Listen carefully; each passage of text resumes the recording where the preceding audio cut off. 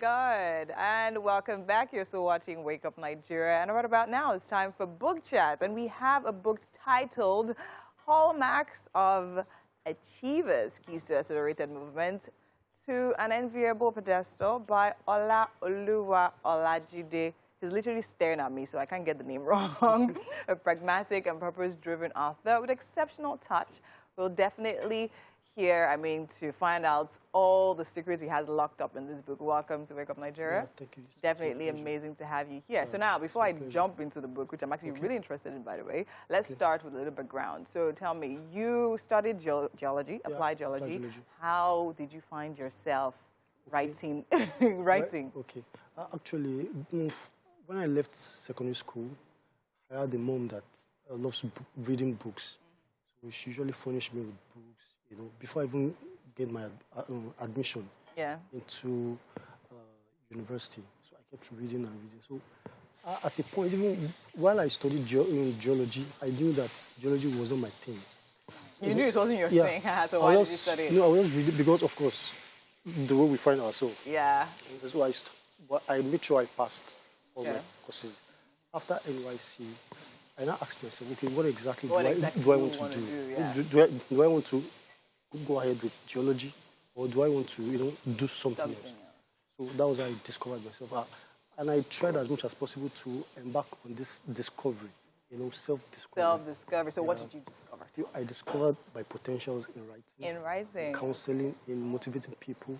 Because even while I was much younger, I remember, I think secondary school days, I have married people, folks that are older than I am, coming to me for advice. And of course, I just give them my advice, and it paved way for them. And it paved way for them. Awesome. So that's great. So now let's talk about hallmarks of achievers. First off, I love the fact that you literally used animals and different things, to put your points across. Do you understand? We're talking about the dog mentality. We're talking about the monkey. Okay, you know what? Let's start with the grasshopper. I think that one was very interesting for me. So tell me about that. All right. So for the grasshopper mentality, I read Bible a lot.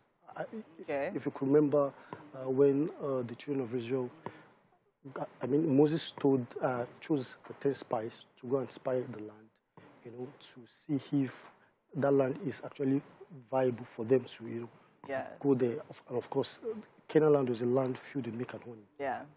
So I discovered that while I was reading that space of the Bible, I discovered that the 10 spies, out of them, majority of them felt that, they're not good enough. Exactly. In comparison to those guys over there, just Joshua and Caleb were those that were exceptional. And they didn't exhibit this grasshopper mentality. Okay. Most of them, and of course, even in our contemporary world, you see people around, they feel they are less, they do not have that potentials that can take them to that enviable pedestal. Okay. They see people as much more better than they are. Whereas they are even better. But, they discovered themselves. They have not discovered themselves. They've not discovered themselves. That's actually why. So that is the bad. So how is that linked to the wheelbarrow? Okay, wheelbarrow mentality. Of course, based on what we have in the society now, I have my issues, you have your issues. There are some people that they cannot take initiative. They rely on people to push them. Of course, you know the wheelbarrow. The wheelbarrow do not have engine. You have to push the wheelbarrow. And once you stop pushing, it stops its movement. So, I looked at that, I said, okay. And my years of counseling people, and of course, not professional counseling, just normal advice, I got to understand that there are some people that you need to push them constantly. And I can't keep pushing because I have my issues. Do you understand? So once I stop motivating you, are you saying you're not going to do anything? True, very true. That's where that wheelbarrow mentality comes in. And of course, you can't exhibit this and still be a successful individual. Very true. So now, since we've spoken about some of the ones that are not so good, now let's talk about the ones that are great. So I was actually going through the book, and I actually went through the part where you're talking about the mother hen, and how I actually did not know, or it didn't occur to me, that she literally doesn't eat throughout the period where she's literally sitting on her eggs. Okay, so while I was growing up also, we had this poultry, this local hen. There was a day my mom asked me to go check the hen if it was actually laying.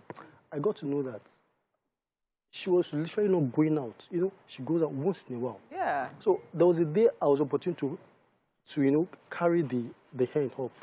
I got to see that nothing whatsoever. I mean, literally, the hen was very light. Yeah. So I wondered, okay, so why is this hen light? I kept, you know, studying the hen. I saw that even while I dropped food, I dropped this, I dropped others,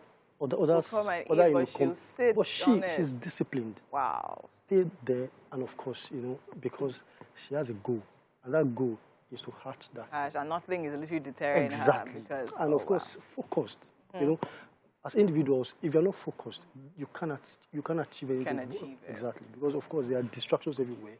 Wow. You need to be focused to know that, oh, this is what I need. And this is 2022. A lot of people are still on a good note, while some are still, you know, trying to find their feet. If you are focused, of course you can achieve this. Amazing. And I mean, the book is packed with so many lessons learned from different animals. We have the dog, we have the ants, we have the eagle, but of course we have so much. And even because of time, we won't be able to go through all of that. Okay. But in rounding off, right, I'd like to ask, so did you study, like, I mean, you talk about how you study the eggs, so did you actually study all these animals to pick out all these traits to actually link it to your motivation? Okay, so what I actually do, basically, I am a deep thinker.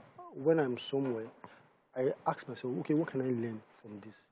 So what I do is, if I see something happening, or if I see anything, I try as much as possible to go read on that subject. On that subject. Then find a way around how, okay, what can I learn?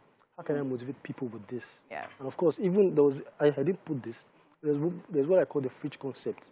Yes. When there's no power for the fridge, you know, the fridge literally starts smelling.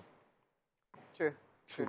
So when you don't have that source of power in your life, or in anyone's life, everything stinks. Exactly. So once you open up, you find life. You find it. Awesome. Thank you so much for being here to talk with us about your book. Amazing book. Go and grab it. And I definitely wish you all the best in all your endeavors. Thank you so much. Okay.